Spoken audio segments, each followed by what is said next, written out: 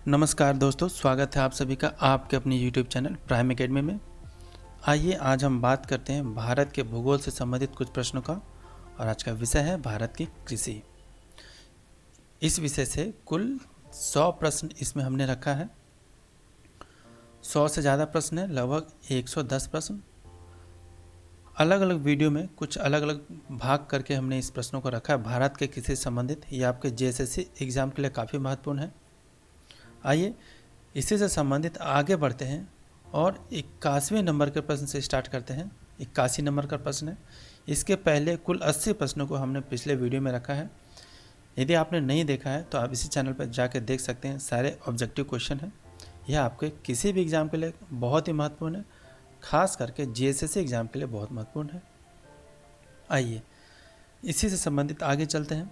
जहाँ तक कृषि मंत्रालय के सरकारी वर्गीकरण का संबंध है, भारत में कितनी कृषि जलवायु क्षेत्र है? 123, 126, 127 या 122? तो जो इसका सही जवाब होगा वह होगा 127। राष्ट्रीय कृषि अनुसंधान परियोजना NARP के अंतर्गत भारत में कुल 127 कृषि जलवायु की क्षेत्र हैं और कृषि जलवायु क्षेत्र लगभग 20 है। तो कृषि जलवायु क्षेत्र 127 और अगर जलवायु क्षेत्र पूछा जाए तो वह लगभग 20 है। 82 नंबर का प्रश्न है ये। गलत युग्म को पहचानिए। चाय असम, ये सही है। मूंगफली बिहार, नहीं ये गलत है। मूंगफली ज़्यादा गुजरात में होता है। नारियल तमिलनाडु, ये सही है। और गन्ना उत्तर प्रदेश, ये सही है। यानी जो गलत है तो वह ऑप्शन बी होगा। आइए अगले प्रश्न को चलते हैं। 83 नंबर का प्रश्न है ये। उत्तर प्रदेश की प्रमुख फसल क्या है? मक्का, धान, गेहूं या गन्ना? उत्तर प्रदेश का जो प्रमुख फसल है वह गेहूं है। भारत सरकार ने एक रिपोर्ट जारी किया कि 2019-20 में उत्तर प्रदेश में 22.59 मिलियन टन गेहूं का उत्पादन हुआ। तो सर्वप्रथम उत्तर प्रदेश है। आइए अगले प्रश्न की ओर चलते हैं। यह हमारा 84 नंबर का प्रश्न है। भारत में मुख्य कृषि पदार्थ आयात मद क्या है?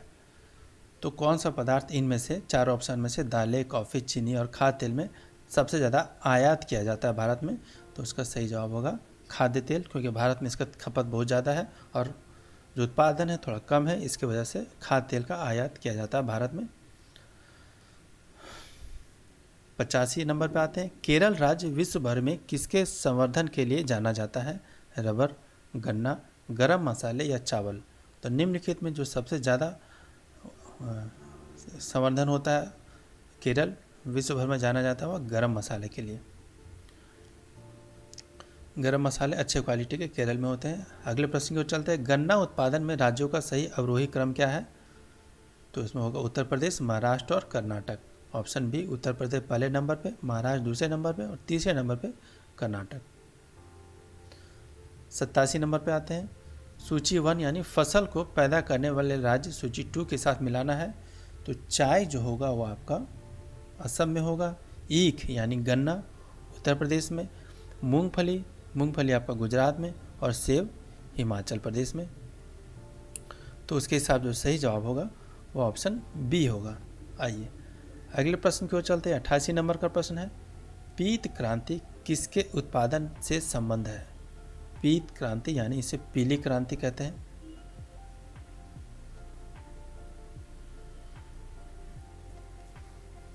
कुकुट, स्वर्ण, सूरजमुखी या तिलहन? तो जो इसका सही जवाब होगा तिलहन।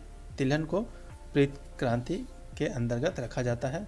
इस समय तिलहन का उत्पादन में काफ़ी जोर दिया गया था। आइए 89 नंबर के प्रश्न को चलते हैं। IR20 किस चीज़ की अधिक पैदावार होने वाली किस्म है? कपास, चावल, गेहूं या गन्ना? तो इसका सही जवाब होगा चावल। चावल का एक का नाम है IR, एक खास प्रकार की किस्म होती है, इसको बोलते हैं इंटरनेशनल रिलेशन 20। तो इसका एक चावल का एक खास किस्म है जो काफ़ी उन्नत किस्म की चावल होती है IR20। तो ये ध्यान रखेंगे कि सही जवाब होगा इसका चावल होगा। दक्षिण पश्चिमी मानसून के तत्काल बाद बोई गई फसल को क्या कहते हैं?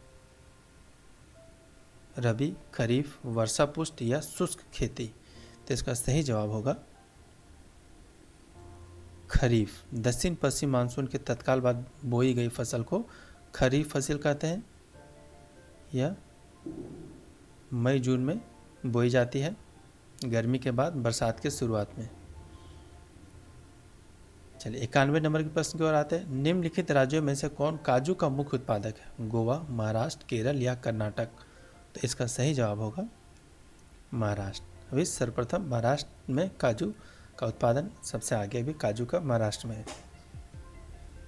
अगला प्रश्न है, भारत की प्रमुख वाणिज्यिक फसलें क्या हैं? जिसका सही जवाब होगा वह होगा ऑप्शन बी, कपास, तिलहन, जूट और गन्ना। अगले प्रश्न की ओर चलते हैं। 93 नंबर का प्रश्न है, महाराष्ट्र में काली मिट्टी के क्षेत्र में कपास को गन्ने की फसल से प्रतिस्पर्धा का सामना करना पड़ता है, इसका कारण क्या है? तो इसका जो सही ऑप्शन होगा वह होगा सिंचाई सुविधाओं के प्रसार के कारण यह क्षेत्र गन्ने की कृषि अनुकूल बन गया है तथा गन्ने की फसल अधिक लाभप्रद है, इसलिए यहाँ पर गन्ने की फसल को प्राथमिकता दी जा रही है कपास के बजाय। अगला प्रश्न है 94 नंबर का, भारत का राष्ट्रीय फल क्या है? सेब, अमरूद, संतरा या आम? तो आप सभी को मालूम होगा राष्ट्रीय फल आम है। अगला प्रश्न, भारत में निम्नलिखित में से कौन सी बागानी फसल सबसे पहले शुरू की गई थी? रबड़, नील, कॉफी, चाय? तो इसका सही जवाब होगा नील। भारत में अंग्रेजों से आने से पहले ही नील की फसल की जाती थी। आप और नील का फसल काफ़ी पुराना है भारत में, इतिहास में आप पढ़ेंगे नील की फसल के बारे में। 96 नंबर का प्रश्न है, रबी फसलें किस मौसम में उगाई जाती हैं? तो यह होगा आपका सर्दी मौसम में, यानी अक्टूबर से नवंबर के बीच में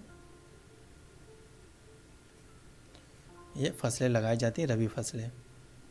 रबी फसल के मौसम में भारत में निम्नलिखित में से कौन सी फसल समूह उगाई जाती है? तो यह होगा आपका गेहूँ, सरसों, चना इत्यादि। अगला प्रश्न है 98 नंबर, उत्तर प्रदेश निम्नलिखित में से किन फसलों का देश में सबसे बड़ा उत्पादक है? आलू का है, चावल का नहीं है, गन्ना का है, तंबाकू भी का नहीं है। तो जो इसका सही जवाब होगा 1 और 3, आलू और गन्ना। 99 पे आते हैं, भारत किसका सबसे बड़ा उत्पादक और उपभोक्ता है? धान, दलहन, कहवा या चीनी? तो जो उत्पादक के साथ सबसे बड़ा उपभोक्ता भी चीनी का है भारत। अगला प्रश्न है, भारतवर्ष में चावल की खेती उन क्षेत्रों में होती है जहां वार्षिक वर्षा 20 सेंटीमीटर से अधिक होती है, 30 सेंटीमीटर से अधिक होती है, 60 सेंटीमीटर से अधिक होती है या फिर 100 सेंटीमीटर से अधिक होती है? तो इसका सही जवाब होगा 100 सेंटीमीटर से अधिक होती है, वहाँ चावल की खेती अच्छी होती है। 101 नंबर के प्रश्न की ओर है, 21 वर्ष के बाद की अवधि के दौरान खाद्यान्नों विशेषतः गेहूं के उत्पादन में बहुत वृद्धि हुई? तो यह आपका जो होगा 1966, जिसे हम हरित क्रांति कहते हैं। 102 नंबर का प्रश्न है, निम्नलिखित में से कौन सी नकदी फसल है? धान, बाजरा, मक्का या तंबाकू? तो जो इसका सही जवाब होगा वह होगा तंबाकू। अगला प्रश्न है, निम्नलिखित में से जायद मौसम में उगाई जाने वाली फसल कौन सी है? तरबूज, सोयाबीन, मक्का या पटसन? तो इसका सही जवाब होगा तरबूज। अगला प्रश्न है, निम्न में से कौन सी खरीफ फसल नहीं है? कपास, मूंगफली, मक्का या सरसों? तो इसका सही जवाब होगा सरसों। सरसों रबी फसल है। 105 में निम्नलिखित में से खरीफ फसल कौन सी है? सरसों, चावल, गेहूं, जौ? तो सरसों रबी फसल है, गेहूं भी रबी फसल है और जौ भी रबी फसल है, तो खरीफ फसल चावल होगा। अगला प्रश्न है, भारत में वह कौन सा राज्य है जहां आलू की प्रति हेक्टेयर पैदावार सर्वाधिक होती है? तो वह राज्य होगा आपका पंजाब। उत्तर प्रदेश में आलू की मात्रा ज़्यादा होती है, पर अगर प्रति हेक्टेयर पैदावार की बात हो तो पंजाब में सबसे ज़्यादा होती है। मात्रा में सबसे ज़्यादा उत्तर प्रदेश और प्रति हेक्टेयर पैदावार में सबसे अधिक पंजाब। अगला प्रश्न है, निम्नलिखित में से कौन सा बागवानी से संबंधित है? ऑपरेशन फ्लड, हरित क्रांति, स्वर्ण क्रांति या श्वेत क्रांति? तो इसका सही जवाब होगा स्वर्ण क्रांति बागवानी से संबंधित है।